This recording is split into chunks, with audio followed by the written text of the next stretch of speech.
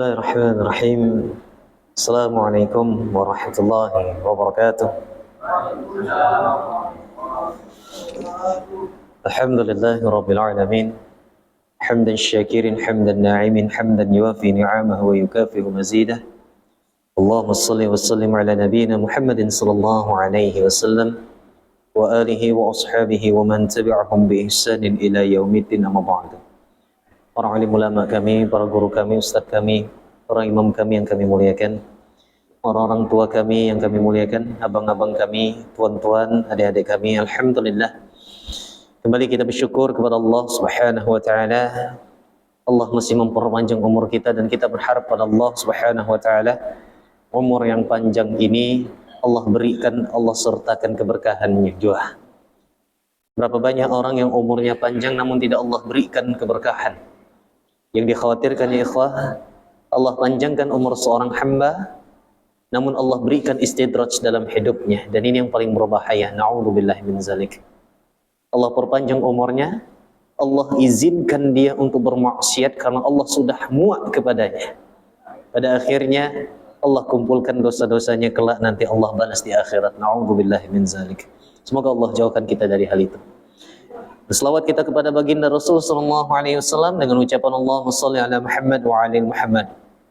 Thumma raditu billahi rabba wa bil islami dina wa bi Muhammadin sallallahu alaihi wasallam nabiyya wa rasulah. Tuan-tuan yang saya muliakan, pas pula dengan tema kita yang telah disebarkan. Makanan telah dihidangkan, minuman telah dihidangkan, alhamdulillah. Daging kurban lain masih ada, Pak. Daging kurban masih ada, Pak, ya? Alhamdulillah. Jadi selama hampir 1 bulan ini mungkin lauk pauknya kalau ndak rendang, dendeng, sop, apalagi gulai, banyak, pokoknya serba-serbi daging. Allahu Akbar. Jangan lupa ukur kolesterolnya, Pak. Jangan lupa timbang-timbang juga berat badannya. Allahu Akbar. Tapi teringat perkataan Imam Ibnu Qayyim, Pak, bahwa keutamaan makan daging itu, kata Imam Ibnu Qayyim dalam kitabnya Tibbun Nabawi, bahwa beliau mengatakan makan daging itu membuat tubuh itu kuat, ditambah membuat kulit menjadi kinclong. Ini masalahnya. Jadi kalau misalnya ingin orang rumah kita tuh glowing, Pak, kinclong, banyak-banyak beli daging, Pak. beli daging. La haula wala quwwata illa billah.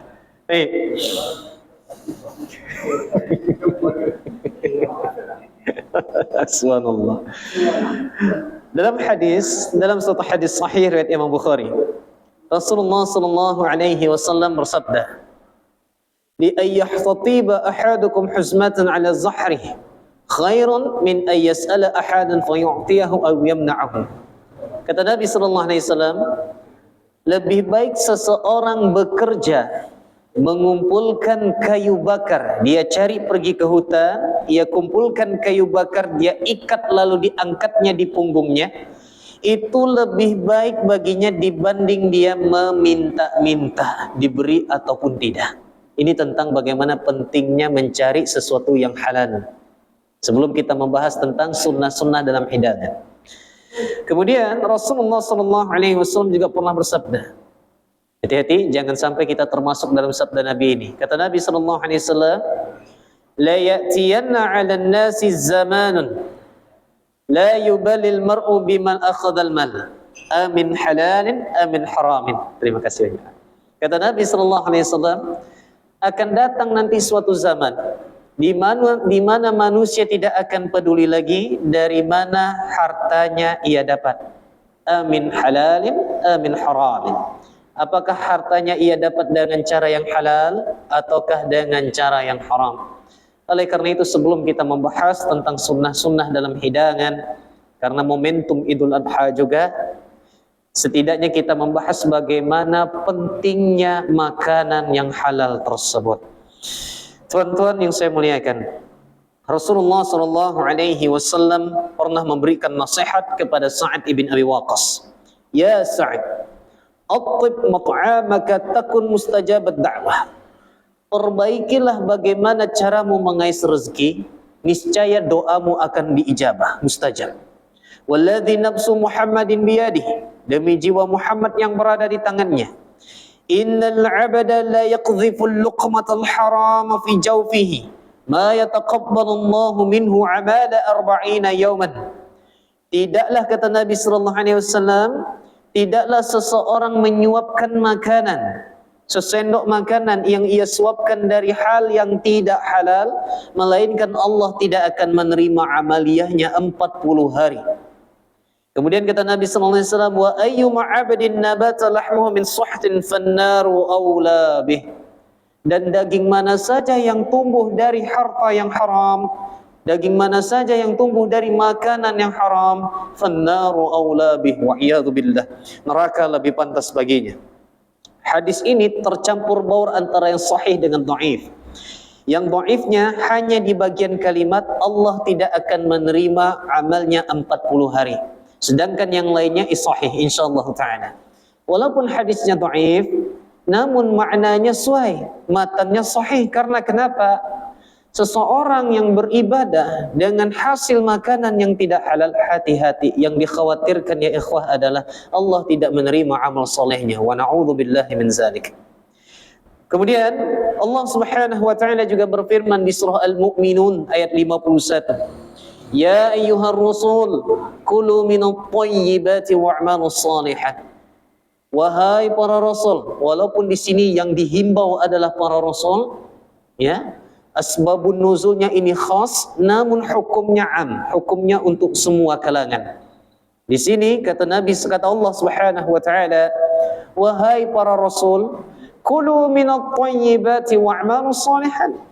Makanlah yang baik-baik dan beramal solehlah. Ayat inilah yang menjadi salah satu dalil utama bahwa apa yang kita makan akan berpengaruh dengan perilaku kita. Apa yang kita makan akan berpengaruh khususnya terhadap amal ibadah kita. Di sini Allah menggunakan waw ataf. Di sini Allah menggunakan waw ataf. Kita ulangi ayatnya. Kulu minat thayyibati wa'malu shalihan. Makanlah yang baik-baik dan beramal soleh. Wa'malu shalihan. Ada waw di situ. Apa makna waw ataf ini? Waw ataf itu salah satu maknanya adalah kata setelahnya masih punya kaitan erat dengan kata sebelumnya. Wa'malu shalihan, beramal soleh, masih punya erat kaitan eratnya dengan makanlah yang baik-baik. Mungkin suatu ketika kita pernah futur dalam beribadah yang berlarut-larut. Bahkan hampir saja kita menyia-nyiakan salat yang sifatnya wajib. Bahkan hampir saja kita menyia-nyiakan ibadah yang sifatnya wajib. Bisa jadi salah satu sebab futurnya keimanan itu adalah kita tanpa kita sadari pernah bertransaksi dengan transaksi yang tidak halal. Hasilnya kita belikan makanan lalu kita makan. La haula wala quwata illa billah. Karena makanan yang tidak halal itu bukan hanya bagaimana cara kita mencarinya, bukan hanya pekerjaannya saja. Bisa jadi makanannya itu sendiri memang tidak halal.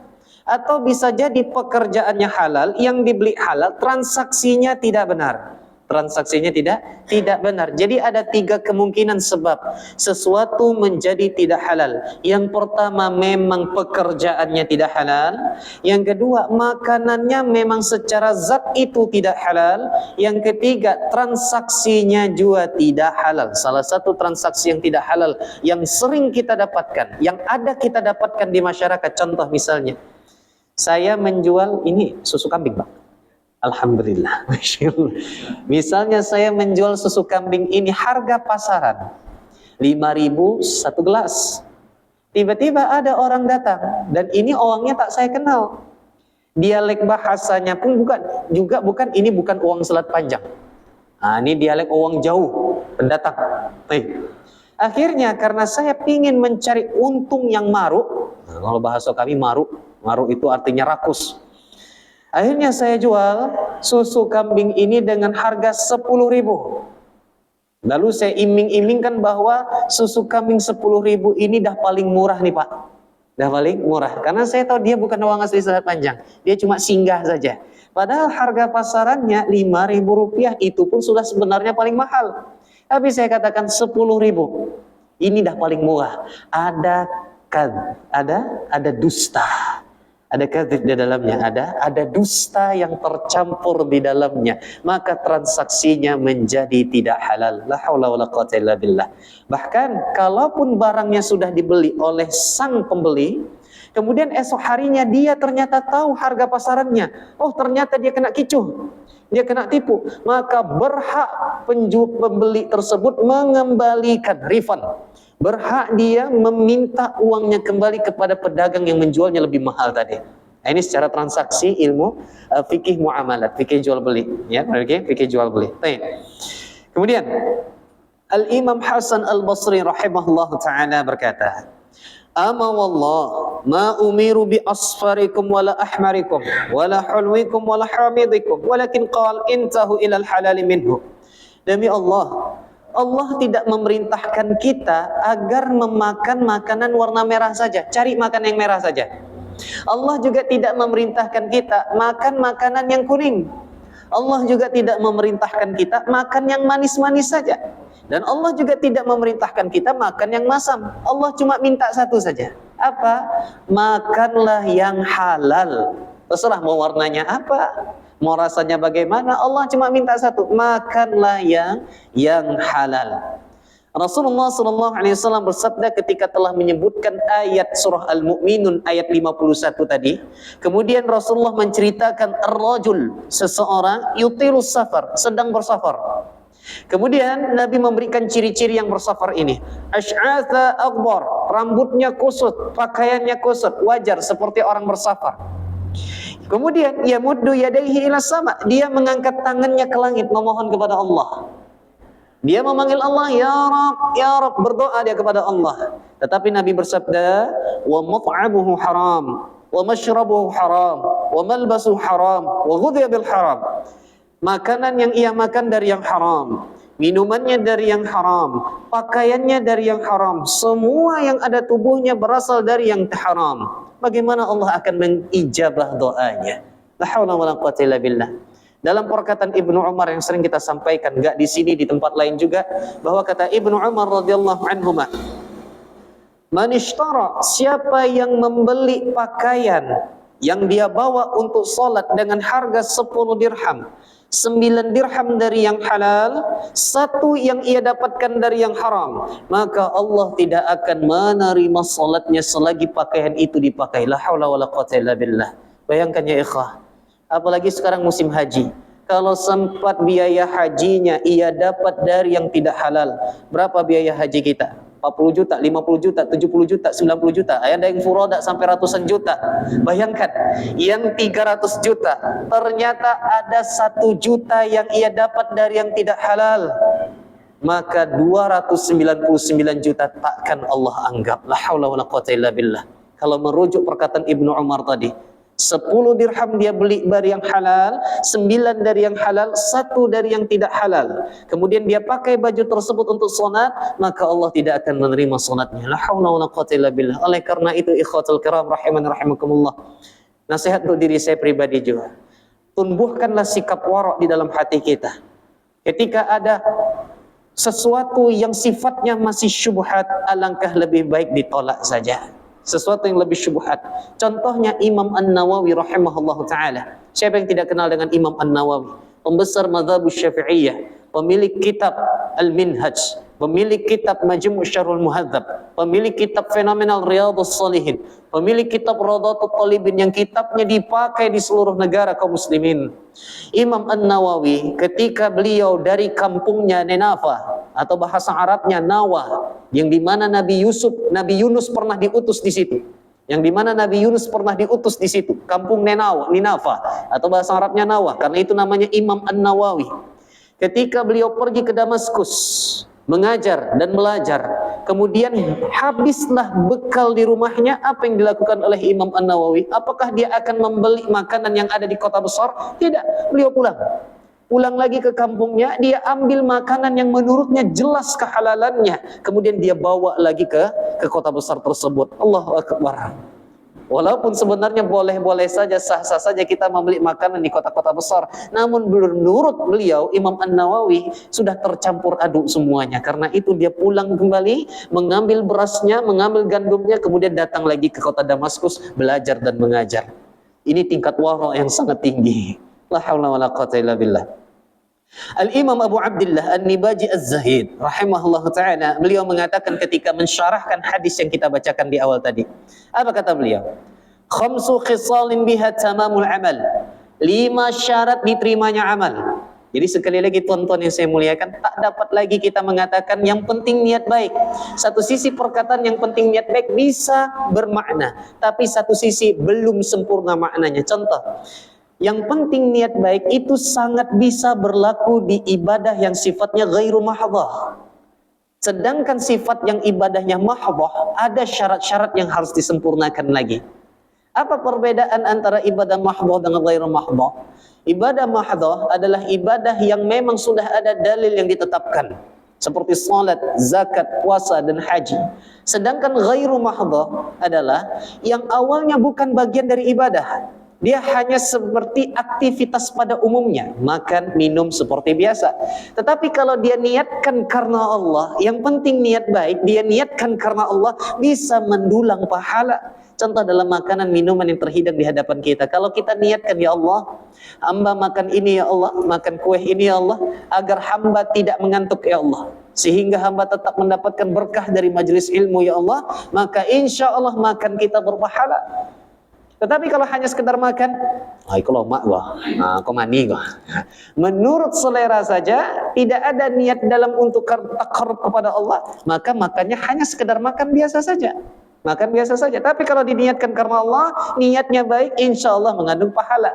Jadi kalimat yang penting niat baik ini sangat pas kalau untuk ibadah yang sifatnya ghairu mahdhah. Tetapi kalau ibadah yang memang sudah diterapkan dalilnya, ada syaratnya, tidak cukup hanya dengan niat baik saja. Sehingga kata Imam Az-Zahid ada 5 syaratnya. Syarat yang pertama, al-imanu bima'rifatillahi azza wa jalla, mengenal Allah.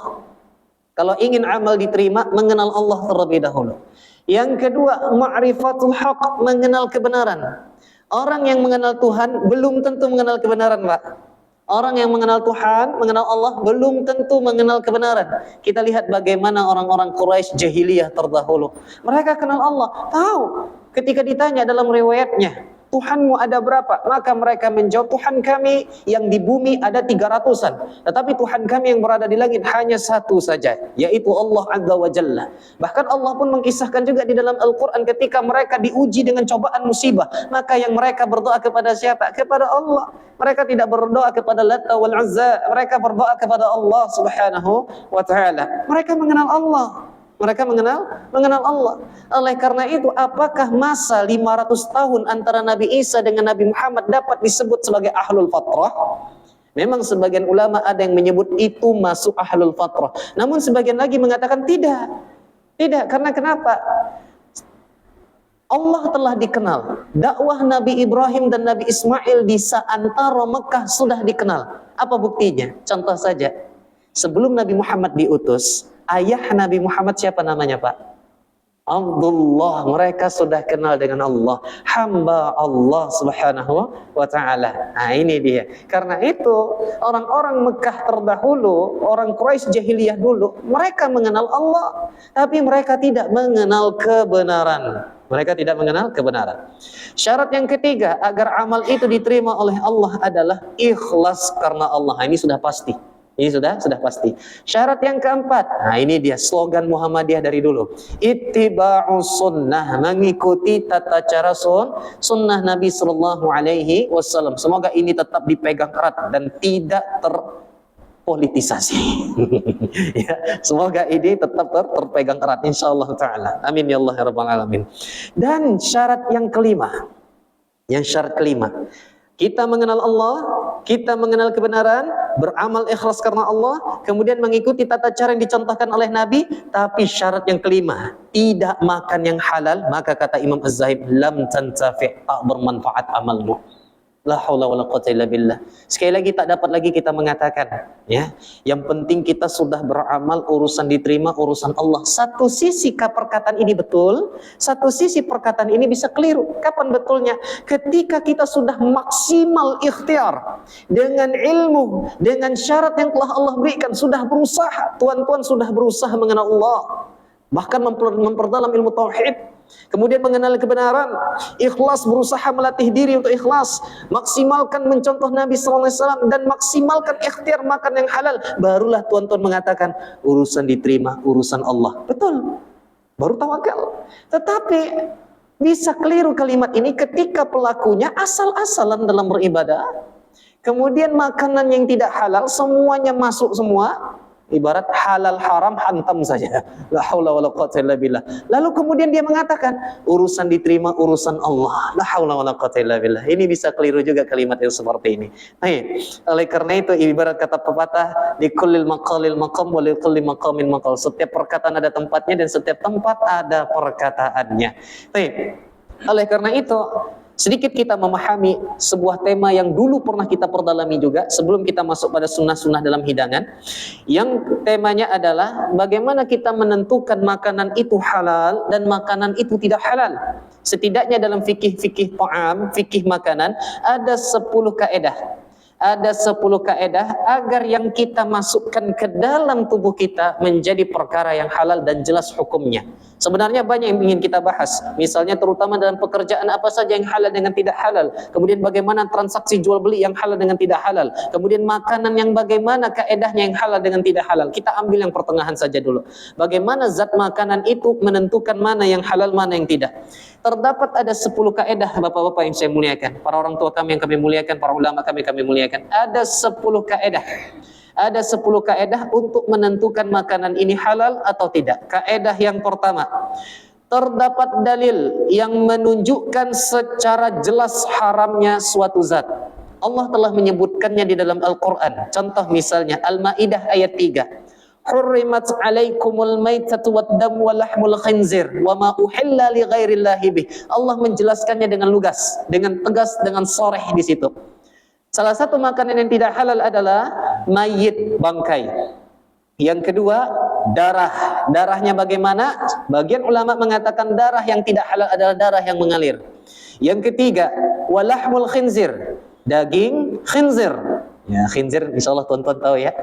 Yang warna pink itu. Nah, yang ada viral kemarin, ada mu'alaf yang belum paham, kurban dia dengan Alhamdulillah.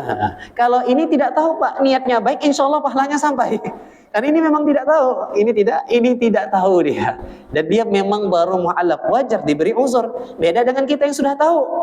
Ya, beda dengan kita yang sudah tahu. Jangan sampai hanya gara-gara yang penting niat baik. Ya Allah, tahun ini hamba pingin berkurban, tahun depan belum tentu umur hamba panjang. Walaupun sekarang hamba belum punya duit untuk beli kambing, beli domba, beli sapi, hamba kurbannya dengan ayam ya Allah. Yang penting niatnya baik. Sah Pak? Enggak bisa. Di sini belum bisa, syaratnya belum sempurna. Ini dia tuan-tuan yang saya muliakan. Kita lanjutkan. Di sini Allah menyebutkan bahwa hewan yang bangkai, darah, daging babi, minta maaf, yang disembelih atas nama selain Allah, yang tercekik, terpukul, yang jatuh, ditanduk, diterkam binatang buas, ya kecuali apa yang engkau sempat sembelihnya, maka semuanya itu haram untukmu. Allahu Akbar. Nah ini dia. Sekarang apa makna mayit itu? Apa makna bangkai itu? Makna bangkai kata Imam Ibnu Katsir adalah ma mata minal hayawani hatfin anfihi min ghairi zakatin walastiyadin. Hewan yang mati dengan sendirinya tanpa melalui proses penyembelihan. Nah ini dia. Salah satu yang perlu kita wanti-wanti juga adalah tukang jagal ayam. Ketika dia menyembelih, kemudian dia letakkan di sebuah tempat tertentu, pastikan ayamnya memang sudah mati dan tidak bergerak. Jangan sampai ketika diangkat, ternyata ayamnya masih hidup, dia lemparkan ke tempat penggeliringan yang kedua. Berarti ayamnya mati bukan karena sembelihan, tapi ayamnya mati gara-gara keputar keplanting sana sini. Jadi tidak halal, menjadi bangkai. Nauzubillah min zalik. Karena itu pemerintah sangat menekankan bagi tukang jagal ayam agar mempersyaratkan dirinya, melengkapkan dirinya dengan persyaratan sertifikat halal agar nanti diinspeksi dan diperiksa dan lain sebagainya. Begitu juga penyembelihan kemarin, ya. Ketika kita menyembelih, adabnya ada. Jangan langsung langsung tendang, langsung sepak, langsung jatuhkan. Ya. Khawatirnya dia sakit dan lain sebagainya. Atau misalnya ayam yang sudah kita sembelih, ternyata masih tahan, masih kuat dia berjalan, bahkan kabur dia. Kabur sampai ke tengah jalan kena tabrak. Nah, kalau sudah kena tabrak, jangan dimakan. Jangan dimakan, karena kita tidak tahu matinya karena sembelihan atau memang karena tabrakan tadi yang langsung jiun di situ. Ya, oleh karena itu hati-hati. Kecuali kita punya ayam, ayamnya masih sehat, jalan-jalan dia ke seberang, tiba-tiba kena tabrak, sakratul maut, masih hidup, langsung sembelih. Bismillah, langsung sembelih. Jelas matinya karena sembelihan. Tapi kalau sudah tercampur jauh, hati-hati, jauhi saja. Nah, ini bangkai. Termasuk juga makanan-makanan yang diperuntukkan bukan karena Allah, jangan sesekali untuk dimakan. Tip, ini kaedah yang pertama. Adapun bangkai yang diperbolehkan untuk dimakan hanya beberapa saja. Yang terutama kata Nabi Sallallahu Alaihi Wasallam adalah hewan-hewan laut. Termasuk juga ada yang bertanya tadi siang, bagaimana hukum kepiting? Ya, karena ada video yang miskomunikasi lagi. Ya, sama seperti kasus video yang kemarin itu, Pak, tentang katanya tak boleh menyimpan daging kurban lebih dari 3 hari. Ya, ada videonya, dan videonya membawa hadis Nabi, riwayat Imam Bukhari. Kita akui hadisnya betul. Riwayatnya betul, di mana Rasulullah SAW memerintahkan para sahabat, janganlah engkau ketika masuk pada hari pagi ketiga penyembelihan, tidaklah daging kurban di rumahmu kecuali sudah engkau berikan kepada orang lain. Artinya jangan disimpan ketiga hari. Hadisnya betul, maknanya betul, riwayatnya betul, mukharijnya betul, riwayatnya pun Bukhari betul. Tetapi terpotong hadisnya, enggak lengkap, disampaikan melalui media sosial. Heboh emak-emak jadinya. Emak-emak jadinya. Hadisnya enggak lengkap. Sedangkan hadis yang diriwayatkan oleh Imam Bukhari itu panjang lagi. Baik, hadis yang kalimat pertama sudah kita sampaikan, jangan disimpan lebih dari 3 hari. Kemudian lanjutan hadisnya, masuklah tahun depan. Kemudian seorang sahabat bernama Salamah ibn Aqwa berkata kepada Rasul sallallahu alaihi wasallam, "Ya Rasulullah, sistem kurban tahun ini kami buat sama seperti tahun lalu. Tahun lalu daging kurban jangan disimpan lebih dari 3 hari. Maka tahun ini ya Rasulullah, kami buat sistemnya sama." Apa kata Nabi? Jangan. Sekarang ke tahun kurban ini, makanlah, berikanlah, simpanlah sekehendak kalian. Jelas hadis Nabi. Kemudian Nabi pun juga memberikan alasan kenapa Nabi tahun lalu melarang jangan disimpan lebih 3 hari. Apa kata Nabi? Sesungguhnya aku melarang kalian di tahun lalu karena kita berada di masa paceklik, krisis pangan. Sehingga aku memohon kepada kalian agar membantu saudara-saudari kalian yang tidak memiliki pangan. Jelas hadis Nabinya. Nah, jadi jangan dipotong-potong. Jangan dipotong kemudian disebarkan. Termasuk hukum kepiting ini. Memang kita akui, tuan-tuan yang saya muliakan, memang kita akui Imam An-Nawawi sendiri memang mengharamkan kepiting, jelas. Ada tertulis di kitabnya. Ini ulama klasik. Makin bertambah zaman, ilmu modern makin berkembang. Sehingga kita tahu bagaimana kehidupan hewan-hewan ini. Ternyata kepiting bukanlah hewan dua alam secara hakiki. Kepiting ini hanya Allah berikan kemampuan untuk bisa di darat dalam beberapa hari.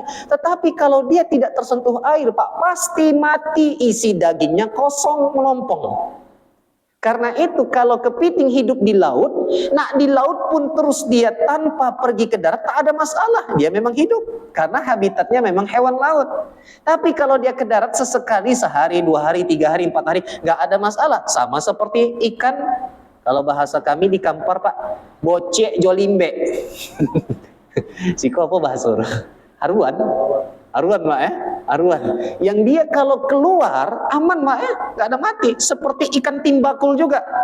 Ya, timbakul. Dia keluar nggak ada masalah. Tapi habitat aslinya tetap di laut. Sama dengan rame-rame. Ya, rama-rama juga itu hewan air, walaupun Allah berikan kelebihan sedikit untuk bisa hidup di darat, tapi kalau tanpa air dia pasti mati. Pasti mati. Dan setelah dibedah kepiting ini punya insang, punya insang. Jadi jelas bahwa kepiting halal untuk dimakan. Baik, kita lanjut kaedah yang kedua. Kaedah yang kedua adalah terdapat dalil yang menunjukkan haramnya hewan yang memiliki ciri tertentu. Kalau tadi secara sharih jelas Allah sebutkan nama hewannya, Allah sebutkan bagaimana bentuknya. Tapi yang kedua ini kaedahnya ada ciri tertentu yang membuat hewan itu menjadi tidak halal. Contoh kata Nabi sallallahu alaihi wasallam. Kata Ibnu Abbas, "Naha Rasulullah sallallahu alaihi wasallam 'anil kulli dhinabin minas siba' wa 'an kulli dhi mikhlabin minat thair." Rasulullah SAW melarang mengkonsumsi hewan-hewan buas yang punya taring, dan setiap burung yang punya cakar. Nah, ini jadi pertanyaan. Kalau yang pertama tadi jelas hewan buas punya taring, jelas haramnya. Ya, jelas haramnya. Karena itu tuan-tuan, kalau ada bisikan-bisikan bolehnya makan biawak untuk kejantanan pria, nggak usah mau. Nggak usah mau, itu tidak benar, itu mitos, ya. Itu mitos, nggak boleh, ya, nggak boleh. Biawak haram untuk dimakan, ya, haram untuk dimakan. Atau meminum darah kobra, la ilaha illallah, macam tak ada makanan lagi, macam tidak ada makanan lagi. Makan lipan boleh, Pak? Lipan nggak boleh, ada racun, ada racun, sesuatu yang berbahaya tidak diperbolehkan. Dan juga kaedah ini tuan-tuan yang saya muliakan, ketika ada hewan yang haram dimakan, maka kaedahnya pun berkaitan haram juga dipelihara. Ini sepakat ulama. Jadi kalau ada makanan yang haram, hewan yang haram untuk dimakan, haram pula untuk dipelihara. Biawak itu haram dimakan, karena itu haram juga untuk dipelihara. Memang kalau ditanya perbedaan pendapat bagaimana hukum memelihara binatang yang hewan yang bertaring dan lain sebagainya, Imam Malik mengatakan makruh, sebagian lagi mengatakan mubah. Tetapi dalam beragama ini alangkah lebih baiknya kita hati-hati. Alangkah lebih baiknya hati-hati. Lagi pula, contoh biawak, Pak. Ada di kalangan zaman sekarang pecinta-pencinta reptil. Mereka menamakan biawak dengan Varanus salvator. Wah, biar lebih keren. Biar lebih keren. Dipelihara, Pak, dipelihara. Padahal di got-got banyak. Di got-got banyak, ya. Atau orang yang memelihara tarantula. Ya Allah. Atau ada yang memelihara hewan-hewan yang memang beracun, berbisa, ya. Berbisa. Ya, kalau beracun beda dengan bisa. Kalau bisa dia mengeluarkannya. Kalau beracun dalam dirinya ada racunnya. Ada orang yang memelihara berbisa. Contohnya kalajengking. Yang dimana kalajengking hewan yang dianjurkan dibunuh, tapi dipelihara. La ilaha illallah. Ini kurang kerjaan namanya. Kurang kerjaan. Mending, dah kemana-mana pikiran kita. Baik, kita lanjutkan. Luwak white coffee, Pak. Insya Allah halal. Insya Allah halal. Walaupun kopinya berasal dari tinjanya, tapi dilanjutkan dengan sterilisasi lebih bersih lagi, maka itu menjadi halal insya Allah Taala. Yang penting zat najisnya sudah hilang. Oh, ini dia. Baik, kita lanjutkan. Bagaimana dengan status makan daging kelinci? Daging kelinci halal secara mutlak. Boleh dimakan, sebagaimana pernah seorang sahabat, ya, menghidangkan pahanya kelinci kepada Rasulullah SAW dan Rasulullah menerimanya. Hadis Imam Bukhari. Baik. Lantas bagaimana dengan kucing? Yang dimana tadi kaedahnya hewan yang haram dimakan, haram pula dipelihara. Nah, kucing haram dimakan, boleh nggak dipelihara? Ini masalahnya lagi. Kucing haram dimakan, boleh nggak dipelihara? Khusus kucing ada pengecualian. Nah, khusus kucing ada pengecualian.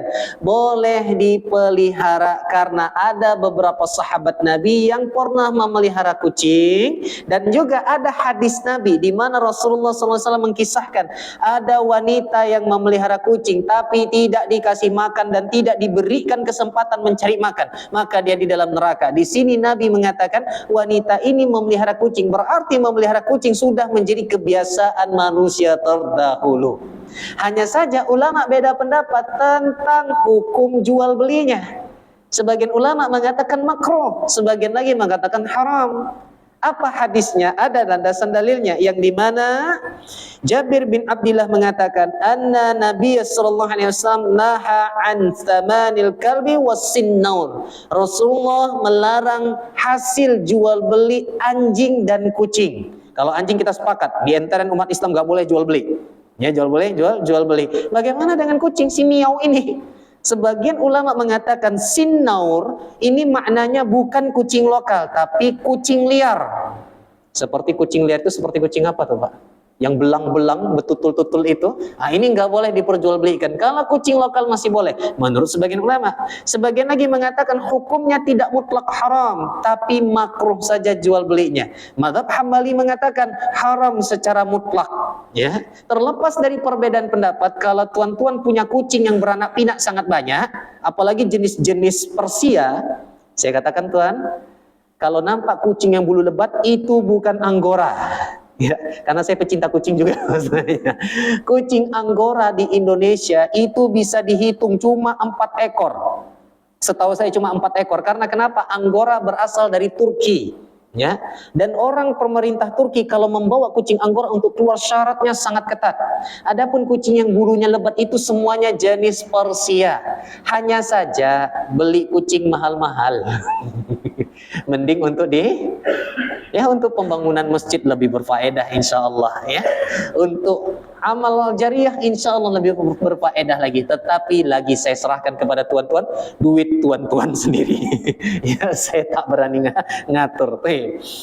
Bahkan saya dulu Pak punya kucing juga, ya, Oyen pula lagi. Kucingnya kucing Oyen, jenis Persia, murni Persia, Allahu Akbar.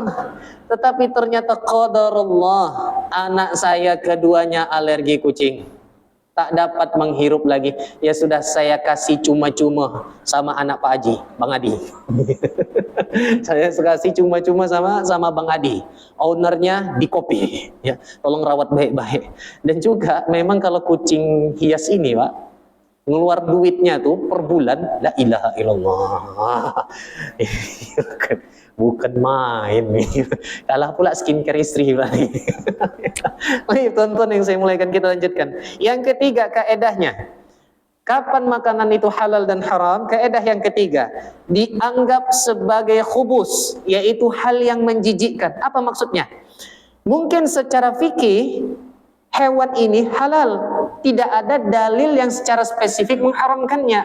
Tetapi menurut diri kita pribadi dan menurut mayoritas masyarakat, hewan ini menjijikkan, maka menjadi haram. Contoh, ulat sagu, Pak. Nah, ulat sagu itu halal atau haram? Secara fikih halal. Ya, secara fikih halal.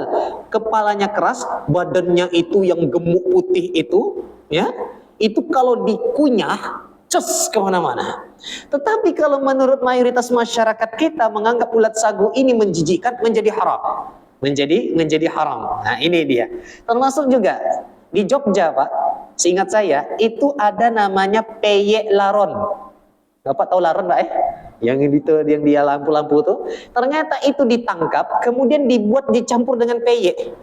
Kalau peyeknya itu peyek kacang hijau, masih masuk akal. Masih mau makan ya.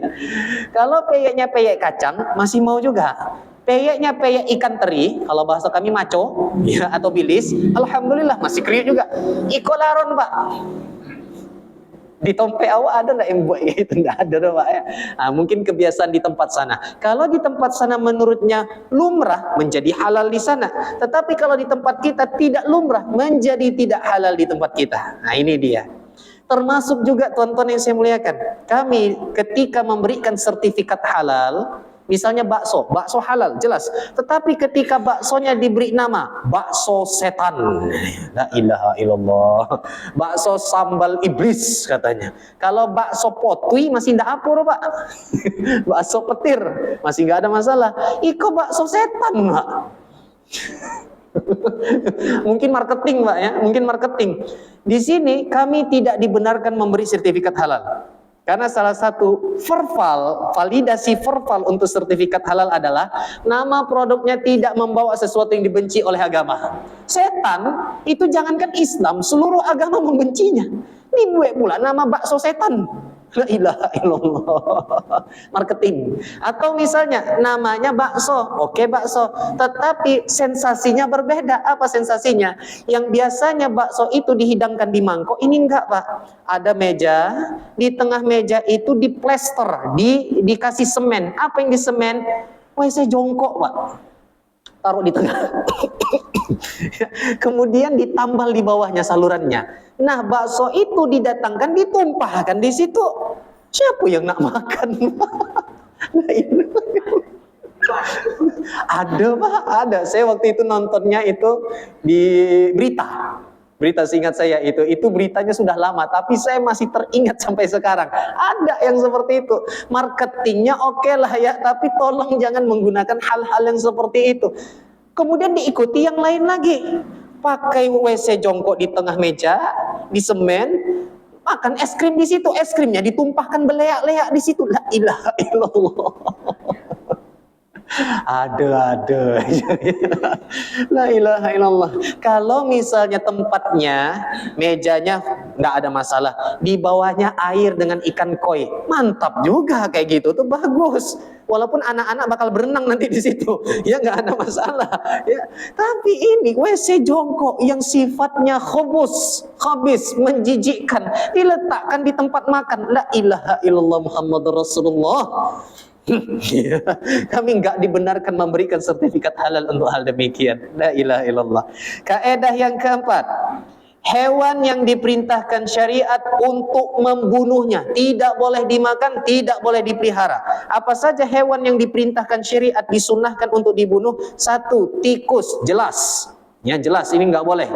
Bagaimana dengan hamster? Apakah hamster masih satu keluarga dengan tikus? Untuk hati-hati, ya, secara taksonominya dan lain sebagainya, untuk hati-hati jangan dipelihara.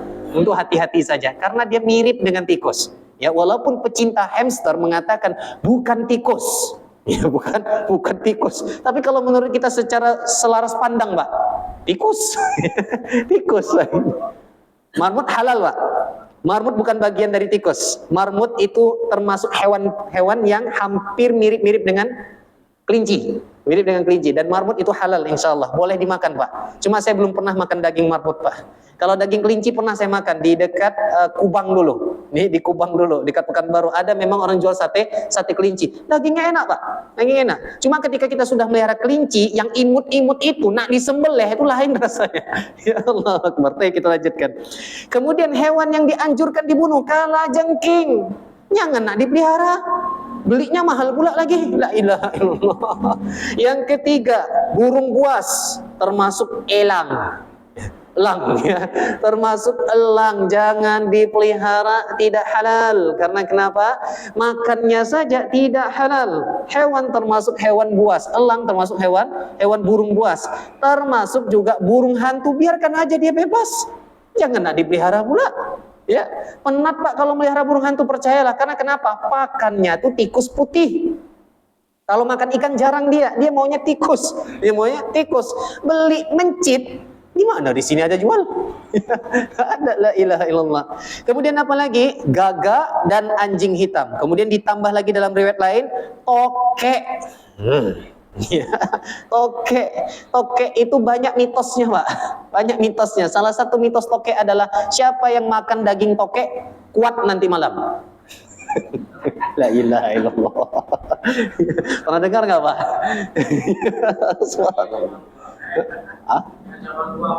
Yang cabang dua pula lagi, Pak. Punya mistis tertentu di situ. La ilaha illallah. Bahkan mereka berani memberi ratusan juta hanya untuk hal demikian. Mungkin yang di luar akan mengatakan, oh Bapak tak tahu ilmunya. Ya, saya memang tak tahu, Pak. Wa maqali inna ghufran. Subhanallah, kita lanjutkan. Kemudian kaidah yang kelima. Nah, tadi yang diperintahkan dibunuh, sekarang hewan yang dilarang dibunuh tak boleh juga dimakan. Tak boleh juga dimakan. Apa saja hewan-hewan yang dilarang dibunuh? Satu, semut. Bapak tahu bahasa semut? Nggak tahu, Pak, ya. Kan ada Ashkuli indah. Subhanallah. Ini halunya udah lewat sudah. La haula wala quwata illa billah. Ini dia. Bahasa semut saya nggak tahu, Pak. Saya nggak tahu bahasa semut. Di sini semut dilarang untuk dibunuh, berarti dilarang juga untuk dimakan. Jadi Pak, ketika Bapak minum teh atau kopi, kalau ada memang semut seekor dua ekor, angkat. Jangan ditelan, hati-hati, bisa menjadi haram makanannya. Dan konsekuensinya, makanan yang dikonsumsi dari zatnya yang haram, konsekuensinya seperti yang kita dikatakan muqaddimah tadi, doa bisa tidak diijabah, amal bisa tidak diterima, hanya dengan 3 ekor semut tadi. Kemudian apalagi hewan yang dilarang untuk dimakan, untuk dibunuh? Lebah. Nah, lebah boleh dipelihara tapi jangan dimakan, jangan dibunuh.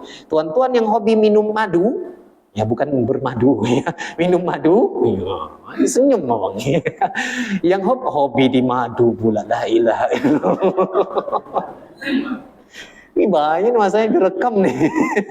Ya, kalau sampai video ini ke uang rumah kena saya. Nih, yang hobi minum madu, mantap bahasa dia. Yang hobi minum madu dengan sarangnya, cek dulu sarangnya elo-elo. Terkadang ada larvanya, terkadang ada lebah yang matinya. Jangan langsung langsung dimakan. Lebah tidak dihalalkan untuk dikonsumsi, tapi madunya boleh, insya Allah. Bahkan termasuk salah satu tibun nabawi. Kemudian hewan apa lagi? Burung hudhud, burung sorot, nggak ada di sini. Kemudian apa lagi? Hadis Imam Abu Daud. Ada seorang dokter bertanya kepada Nabi SAW. Zaman dulu namanya tabib.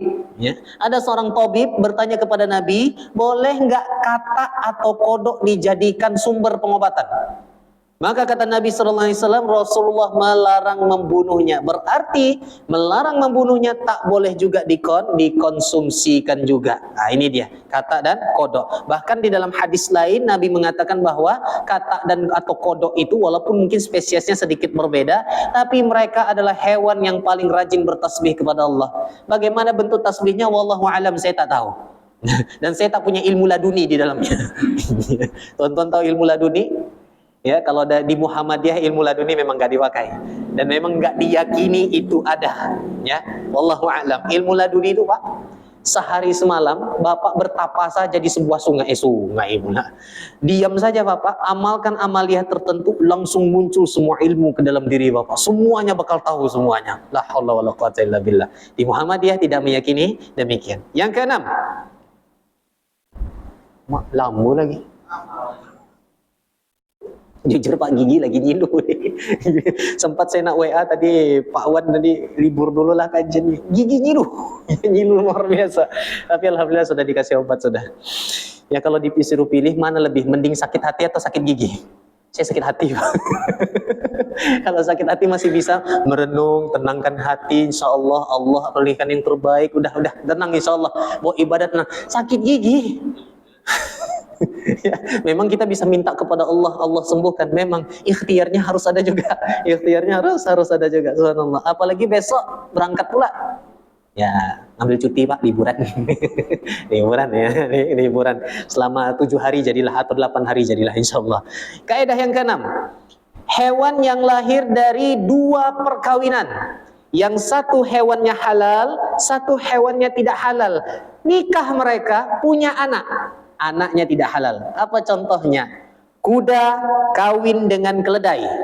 Ya, selingkuh dengan keledai, punya anak namanya kuda poni atau bigol. Ya, bigol. Maka bigol tidak halal untuk dimakan.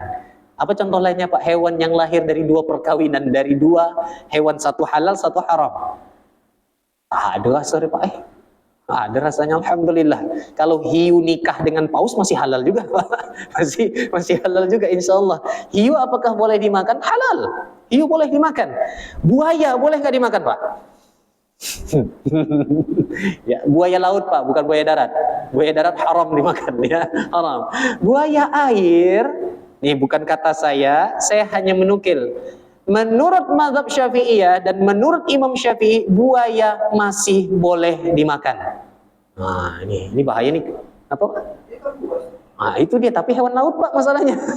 Hewan air alasannya. Termasuk hiu. Hiu juga hewan air. buas juga, tapi halal dimakan. Nah ini bahaya nih kalau ada yang motong-motong video saya nih. Bahaya nih, saya hanya menukil Pak. Walaupun saya mengambil pendapat tidak halal, walaupun saya mengambil pendapat yang tidak halal. Jelas Pak, buas ya, buas. Dan buaya bisa lama juga hidup di darat, tanpa air pun tak ada masalah dia, kekeringan pun aman dia. Ya, wallahu a'lam. Dia bisa hidup di dua alam. Baik. Yang ketujuh, hewan yang mengandung najis, yang najisnya bukan berasal dari dirinya tapi dari luar. Namanya hewan jalalah. Artinya apa? Ada hewan yang mungkin secara hukum fikih halal, tapi dia mengkonsumsi yang tidak halal. Ya, contoh misalnya, ini kisah nyata terjadi di pondok yang diceritakan oleh istri saya. Ada dulu seorang ustadz di sebuah pondok pesantren membeli bibit ikan lele itu sangat banyak Pak. Mungkin udah ribuan ekor, ratusan saja kita katakan. Pas terbuka, tak sengaja tertumpah masuk ke WC jongkok. Apa yang terjadi setelahnya terbayang teman-teman. Termasuk masuk ke dalam tempat BAB itu, septic tank, masuk ke dalam septic tank. Kemudian beberapa bulan setelahnya mampet, septic tanknya penuh, mampet. Pas disedot ratusan lele jumbo. Ya pasokan makanannya banyak, pasokan makanannya banyak, luar biasa banyak, sehingga orang ini mengatakan, Ustadz, ini rezeki nomplok Ustadz untuk Ustadz. Bagaimana nih? Tetap saya masukkan ke dalam mobil, tapi nanti saya ambil nih, atau tetap saya pindahkan ke tempat yang lebih mumpuni. Akhirnya Ustadz ini yaudah taruh di tempat tertentu, dikeluarkan lagi Pak. Dikeluarkan lagi. Bagaimana status hukum makannya? Haram kalau dimakan waktu itu juga. Hewan jalala, hewan yang awalnya halal, kemudian dia mengkonsumsi yang tidak halal, boleh bisa menjadi halal dengan catatan kata Ibnu Umar dan dari riwayat Imam Ibnu Syaibah, di karantina minimal 3 hari dulu. Karantina minimal 3 hari dulu. Dengan catatan karantinanya jangan sampai tak dikasih makan, kasih makan yang bersih. Kasih makan yang bersih. Berarti Ustadz tadi memang rezeki nomplok Pak. Ditaruhnya di dalam kolam, dibersihkannya airnya, dikuras lagi, ditaruh lagi, kemudian diberikannya makanannya yang apa. Kemudian dia jual. Kalau sempat tahu latar belakangnya. Ya, kalau sempat tahu latar belakangnya, tahan nak beli. Tapi rata-rata lele kita, apalagi lele Pak Ketua kita, insya Allah itu halal semua. Karena saya pun nengok sendiri ya Pak Rusdi Pak ya. Nah itu saya beli sendiri juga, dan saya memang langganan lele. Kalau lele saya beli sama beliau terus. Ya karena beliau memang mengasih pelet di dalamnya dan insya Allah bersih. Tapi yang bahaya Pak, Bapak yang pergi mancing. Ya, pergi mancing, kemudian dapat ikan, pas pula sampingnya jambat. Bukan jambat, apa namanya? Tempat pembuangan. Hati-hati, karantina dulu. Ini karantina, jangan langsung minta goreng sama orang rumah. Menjadi tidak halal. Kaidah yang ke-8. Makanan atau minuman yang asalnya halal namun tercampur, terdominasi dengan sesuatu yang najisnya mayoritas. Misalnya sop, jatuh tikus ke dalam. Terrebus pula dalam tuh, jadi bangkai. Maka makanannya tidak halal. Jangan ada yang mengatakan keluarkan aja lah bangkai tikusnya, kan belum 5 menit katanya. Belum 5 menit. Ya jangan tetap jadi tidak halal. Nauzubillah min zalim. Lebih dan kurang saya mohon maaf. Kalau ada kekeliruan mohon tunjuk ajarnya, mohon diluruskan. Subhanakallah bihamdik, asyhadu an la ilaha illa anta, astaghfiruka wa atubu ilaik. Assalamualaikum warahmatullahi wabarakatuh.